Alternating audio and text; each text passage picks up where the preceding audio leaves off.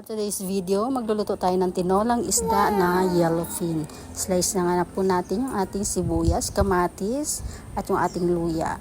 At sinasamahan ko rin po yan ng leeks at yung ating tanglad. Siyempre, hindi makalimutan yung tanglad. Ayan ang papalasa po ng ating mga tinola. Pakulo na rin po tayo ng ating tubig sa ating kaserola.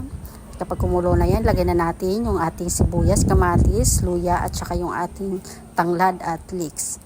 Pagkatapos yung kumulo, ako habang nagpapakulo ako, yung aking isda, nilalagyan ko yan ng kalamansi at saka salt para maiwasang malangsa yung ating isda kapag nilalagay natin sa ating kaserola.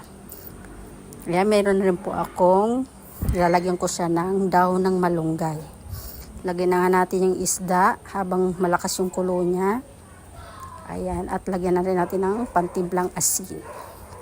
Tapos yan, tikman na natin ang lasa. At nilagay ko na nga rin po yung malunggay.